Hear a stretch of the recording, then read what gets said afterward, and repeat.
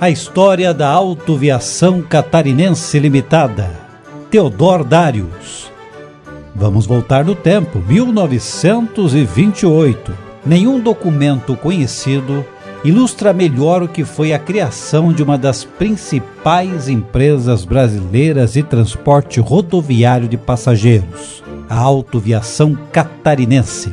Desta carta, trata-se de uma correspondência que o alemão Theodor Darius, um dos dois fundadores da empresa, sendo o outro o húngaro João Rahn, enviou de Blumenau, Santa Catarina, a seus pais na Alemanha, isso em 1933. Tendo chegado ao Brasil, no ano de 1924, nos primeiros tempos, Theodor pouco escreveu para dar notícias. Em compensação, a carta reproduzida a seguir, em sua íntegra, foi bastante longa e detalhada. Traduzida do alemão para o português pela família do fundador, ela dá uma ideia da enorme tenacidade do homem que decidiu vencer no ramo do transporte de pessoas em um país distante onde até a barreira da língua poderia mostrar-se intransponível. A carta, escrita em 2 etapas, a primeira no dia 24 de agosto de 1933 e a segunda 3 dias depois, no dia 27. Com método e zelo, o imigrante historiou seus passos mais importantes no Brasil. Desde o desembarque no Rio de Janeiro, 9 anos antes, pouco depois de chegar, seguiu para o estado de Santa Catarina, que então, ao lado do Rio Grande do Sul, era o destino preferencial dos cidadãos germânicos que vinham viver e trabalhar no Brasil.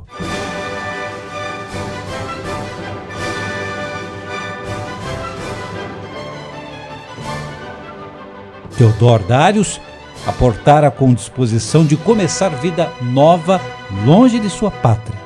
Derrotada na Primeira Guerra Mundial, a Alemanha estava completamente exaurida e submetida a pesadíssimas exigências de recuperação de guerra. No ano anterior, 1923, havia registrado índices altíssimos de inflação. Milhares de comerciantes camponeses e pequenos industriais tinham ido à ruína. As condições de sobrevivência dos assalariados haviam sido duramente afetadas e a imigração, que já era expressiva, aumentara de volume, especialmente na direção de países da América do Sul. Alemães se deslocavam de forma contínua para o Brasil, Chile, Uruguai e Argentina. Muito cedo, Theodor Darius percebeu que também por aqui iria enfrentar dificuldades. O imigrante Theodor Darius atirava-se ao trabalho em Blumenau e tratava de adaptar-se ao país que escolhera. Somente quase uma década depois, em 1933, ele se sentiria em condições de detalhar como haviam transcorrido seus primeiros tempos de imigrante. A carta dizia: meus queridos pais, na querida Alemanha, voltando ontem à noite de viagem, encontrei sua última carta. Como hoje tenho um plantão noturno na firma, disponho de tempo para fazer uma retrospectiva da minha permanência aqui no Brasil. Devem estar magoados pela minha demora em escrever-lhes. Creiam, não foi falta de tempo, nem tampouco de reflexão, mas sim de certas inibições e dificuldades em concentrar-me. Não sei o que a Paula já escreveu, mas contarei desde o início. Assim ficarão sabendo de tudo e a mim fará bem recordar, já que o pior passou e estou progredindo. 9 anos se passaram desde a nossa chegada ao Brasil, cheios de planos e fantasias, com programas estabelecidos e espírito empreendedor. Com a realidade aqui encontrada, tudo desvaneceu. Imagine, eu, comerciante, como poderia negociar se nem ao menos conhecia a língua e a legislação da terra para escrever uma carta comercial? Como iria tratar com um freguês sem conhecer o câmbio e o idioma? Aspectos que considero muito importantes, pois em qualquer firma saberia muito menos do que o mais simples dos empregados. Se não fosse casado e minha mulher não estivesse esperando o primeiro filho, teria sido fácil conseguir um emprego que me desse casa e comida, e teria tempo para conhecer a realidade da terra e a língua do povo. mas diante da situação, tive que procurar um emprego que atendesse às necessidades básicas da família o mais rápido possível. Por esse motivo, tantos outros imigrantes fracassaram, mas deixemos esses assuntos para outro dia comentá-los pessoalmente. Devo alegrar-me em dizer-lhes que achei uma solução para essas primeiras dificuldades. Devo isso, primeiramente, à correta educação que recebi de vocês, da escola, nos moldes da disciplina prussiana, mas humana, que vivíamos em casa. Por tudo isso, agradeço-lhes profundamente, pois devido ao alto grau de escolaridade, consigo conversar em todos os níveis e não tenho quaisquer presunções, adaptando-me em qualquer ambiente. Com esse preparo recebido, foi fácil o contato com todas as camadas sociais e consigo comunicar-me com todos. Enfim, ao assunto. No Rio de Janeiro, como vocês devem saber, ficamos somente 2 semanas. A vida lá era muito dispendiosa e, assim sendo, viemos a Blumenau. Mas também aqui não foi possível encontrar um ordenado compatível com o meu grau de instrução. Deixei então cair por terra toda e qualquer vaidade, pensando, trabalhar não desonra. Comprei um automóvel, aprendi a dirigir e me coloquei ao lado de outros carros de aluguel, esperando por fregueses. Digo-lhes uma vida realmente amarga não poder aproveitar meus conhecimentos, mas assim conseguia tirar o pão de cada dia e o meu capital estava empatado de maneira a poder reavê-lo a qualquer hora. Com esse serviço tive a oportunidade de aprender a língua do país, fato que me dava grande vantagem sobre muitos emigrantes que chegaram na mesma época e não tiveram essas facilidades, o que os condenou a serem simples empregados. Outra vantagem foi-me dada pelo automóvel. Com ele podia locomover-me a muitos lugares, conhecendo a terra, seu povo, seus costumes. Durante mais ou menos 2 anos, levei esta vida quando dei o primeiro passo. A um húngaro chamado João Ram, juntei meu capital com ele e compramos um ônibus. Com esse iniciamos uma linha regular de viagens à capital do estado, Florianópolis. A distância percorrida é de 160 quilômetros. Isso foi uma verdadeira revolução do transporte conhecido aqui. O preço de uma passagem de um automóvel era R$200 mil e de ônibus cobramos R$30 mil. Todos se compadeciam de mim e de nosso pequeno capital, mas mostramos a eles que uma vontade férrea consegue vencer. Sim, também aqui os amigos me chamam de teimoso. Sem me querer envaidecer, acho que os amigos usam esse apelido como elogio e os inimigos com um certo receio. O povo aqui se admirava de transportarmos pacotes e encomendas sem extraviá-las ou roubá-las. No início fazíamos o trajeto 2 vezes por semana, passando logo a seguir para 3 vezes semanais. O banco daqui nos deu crédito sem maiores exigências para comprarmos um segundo ônibus. Logo surgiu a concorrência provocada pela inveja. Começou então uma luta renhida, mas como nos mantivemos corretos e pontuais nos nossos compromissos, vencemos após alguns anos. Estendemos nosso trajeto. Passados 5 anos, somos os únicos a percorrer as principais rodovias através de nosso estado. Trabalhamos com 17 funcionários, possuímos 11 carros que perfazem um capital de mais ou menos 200 mil marcos. Como aqui ainda não existe concessão para esse tipo de transporte, só a nossa garra, sem trégua, garante o nosso êxito. Isso não é fácil. O nosso horário de serviço, de manhã às 7 horas, estou na firma, onde fico até às 12 ou 13 horas e muitas vezes até às 14. Faço uma pausa de 10 minutos. Entenderam? 10 minutos. Nesse breve intervalo vou de carro até em casa, almoço, beijo mulher e filhos e volto ao escritório. Continuo a trabalhar até às 18 horas. 1 hora de mesa cativa, onde tomo um chopp e em seguida janto em casa. Se tudo der certo, passo meia hora em casa e volto ao serviço até às 22 horas ou mais, dependendo da chegada do último carro. Aqui, Teodoro Dários interrompeu a escrita, quem sabe devido ao horário avançado, retomou há 3 dias depois, novamente em seu escritório lá na empresa. Teve o cuidado de datar também a segunda última parte.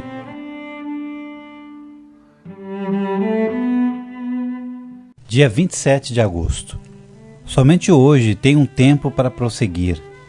É domingo à tarde, Paula fez um lanche em casa, aniversário. Como não sou amigo dessas reuniões, estou aqui no escritório para terminar esta carta. Um domingo por mês, passo a tarde no clube local dos atiradores, ou assisto a um jogo de futebol. Mas muitos domingos exigem serviços na firma. O que é trabalhar aprendi aqui no Brasil. O trabalho intenso e responsável que conhecemos na Alemanha ou nos Estados Unidos, aqui não existe. É isso que dificulta muito a organização de uma firma. Com o pessoal não qualificado é difícil trabalhar. Agora, depois de anos, temos uma equipe razoável e nessa equipe um funcionário que nos acompanha desde o início. Compromisso com o dever e a responsabilidade é difícil encontrar, o que dificulta a organização das respectivas firmas. Com os elementos que temos agora, é possível pensar em expandir as linhas e ampliar a nossa frota. Desde a fundação da empresa, nós, os chefes, não tivemos um dia de férias, pois com o nosso afastamento tudo poderia desandar em pouco tempo. Só com uma férrea energia conseguimos que tudo funcionasse satisfatoriamente.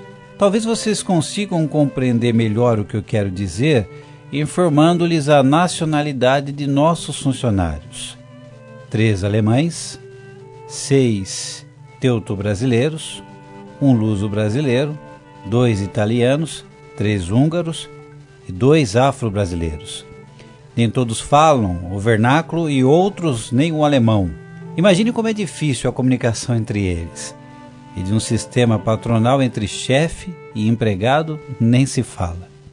E a nossa vida particular? Bem, levamos uma vida bastante simples. Casa alugada, mobiliário simples, porque o dinheiro que entra é aplicado na firma. Nesses primeiros anos, todo o capital foi absorvido pela empresa.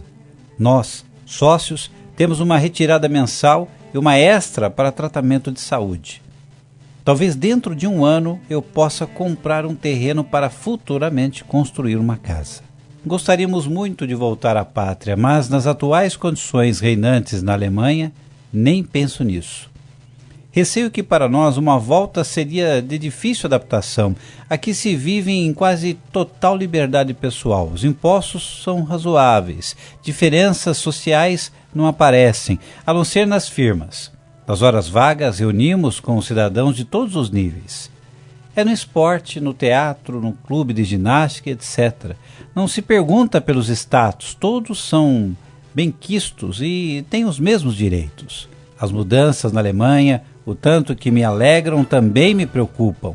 A censura da imprensa, tanto da notícia bem como da... me leva a pensar que se cria novamente uma obediência cega do povo, como era na época do Kaiser Wilhelm. Isto, ao meu ver, e aos dos meus conterrâneos aqui, é o maior perigo da política de Hitler. Mas deixamos de política. Conosco, no momento, em matéria de saúde, está tudo bem. Malária ninguém da família pegou, mas Paula teve menos sorte e já foi operada 2 vezes este ano. Agora se recupera bem. As crianças são fortes, sadias e bem inteligentes. Heinz é muito esquentado e se alguém o ofende, não perde tempo, avança sem olhar o tamanho. Ele não teme castigo, pois sabe que o pai, que era assim também, o defenderá. Heinz entra na escola após o Natal. Ele já conta até 200, tanto em alemão como em português. Em matéria de automóveis, não há quem possa com ele. Reconhece a marca dos carros, pelo barulho do motor, seja Ford, Chevrolet, Dodge. Aqui termino e peço que me respondam em breve. Sinceras recomendações nossas a todos de casa e aos amigos. Theo.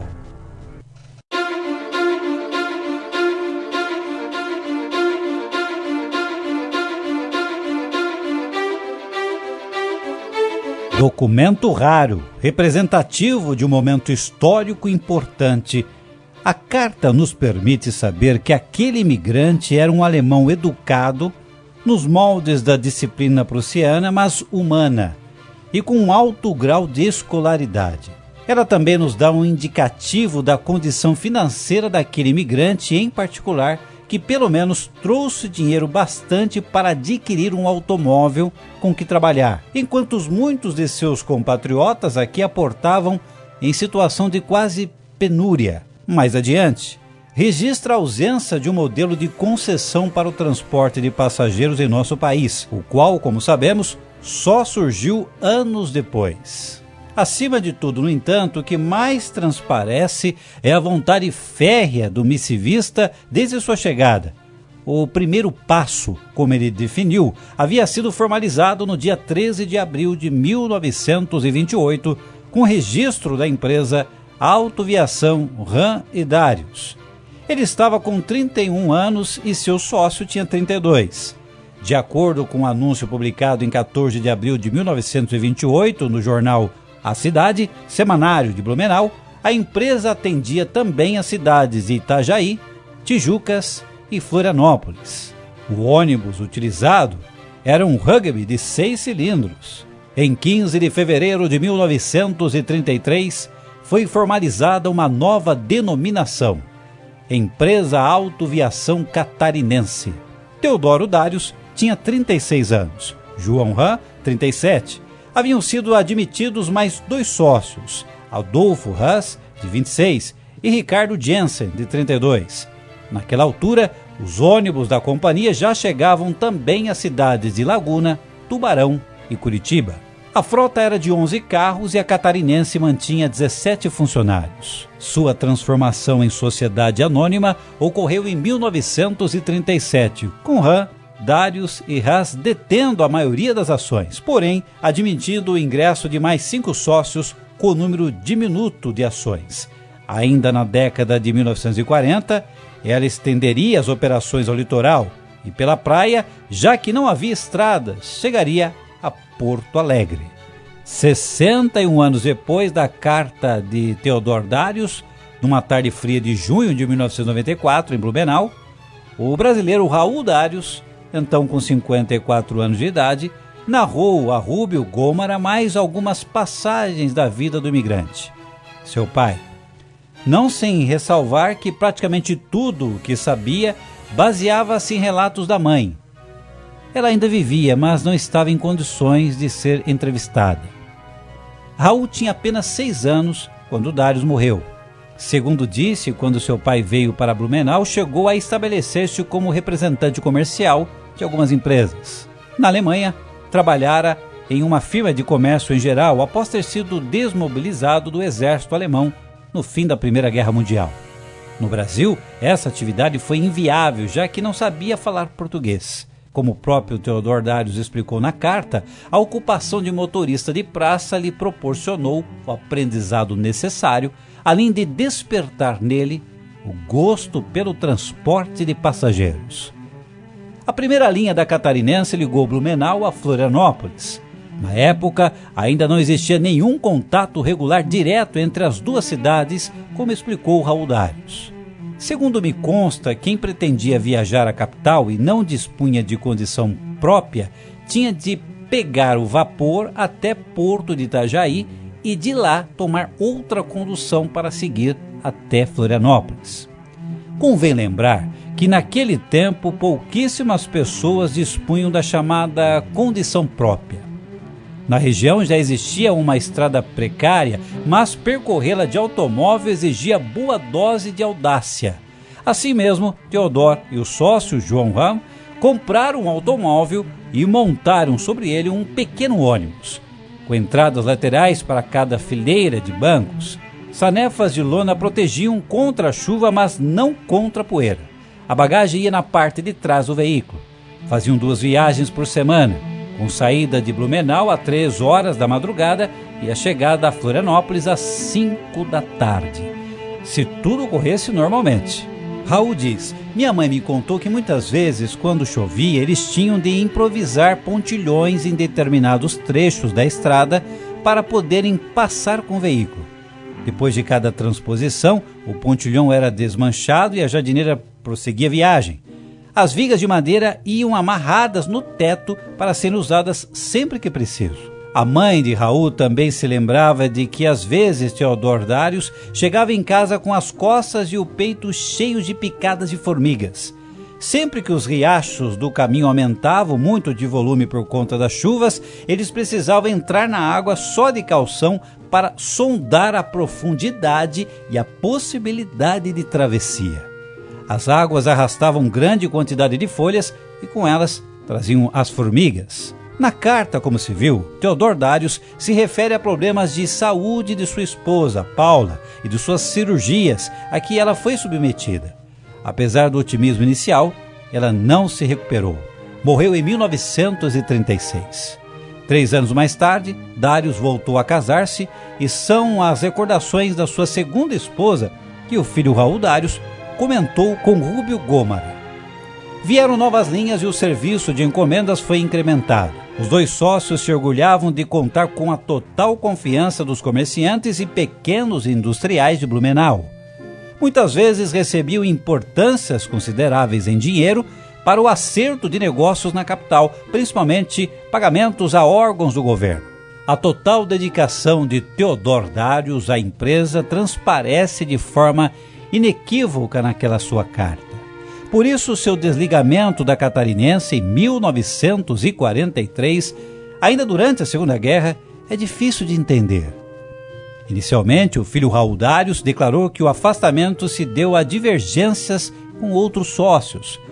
Segundo ele, naquela altura também faziam parte da empresa o irmão de João Ram, o Adolfo, e mais 1 ou 2 sócios. De uma coisa, Raul disse ter certeza: seu pai não queria sair. Teodoro Dários não viveu muito tempo depois de deixar a empresa. Sua morte ocorreu em 1946. Além de estar fora da Catarinense, ele ainda amargava a incerteza sobre o destino de muitos dos seus familiares, tragados pelo inferno da Alemanha nazista derrotada. A empresa fundada por Teodoro Dários, a Autoviação Catarinense, foi comprada em janeiro de 1970 por Lorival Friedler. A velha catarinense ganharia grande impulso após mudar de mãos. Em apenas 5 anos, a idade média da frota de 52 ônibus foi reduzida para 2 anos e meio. Com a incorporação de outras 5 companhias, entre elas a Brusquense, e a aquisição de novas linhas, a companhia dobrou de tamanho e levou seus serviços a todo o estado de Santa Catarina. A frota ultrapassou as 100 unidades. A empresa foi modernizada e racionalizada, ficou mais enxuta, ágil e rentável. Em 1978, foi criada a Catarinense Cargas, iniciado o processo de diversificação com a função da distribuidora catarinense de veículos, de CAV. Por fim, o grupo passou a atuar no ramo da construção civil. Em 1983, a empresa estendeu suas operações à região serrana, ligando o Planalto Central de Santa Catarina ao litoral em Itajaí e Camboriú. Em junho de 1994, quando Rúbio Gomara entrevistou Lorival Friedler, o grupo continuava em franca expansão e o empresário brincou: "Somos a mais antiga do Brasil, mas continuamos com o coração bastante jovem." Friedler ainda contou que em 1968 ele e seu pai já haviam feito uma tentativa de comprar a Catarinense, mas o negócio esbarrou no preço. Ao ser consumada em 1970, a transação teve certo simbolismo, especialmente para a população catarinense. A empresa voltava ao controle de um grupo de Blumenau. Mas a história não se encerrava ali. Anos antes, Lorival tivera entre seus colegas, em um curso de contabilidade, um jovem chamado Raul Dários. Tão logo concretizou a aquisição da Catarinense, Lorival levou-o para trabalhar na empresa. Dários voltava ao negócio criado por seu pai 42 anos antes. Em 1985, o controle da Autoviação Catarinense passou para o grupo JCA, do empresário Gelson da Costa Antunes, e a sede da empresa foi transferida para Florianópolis.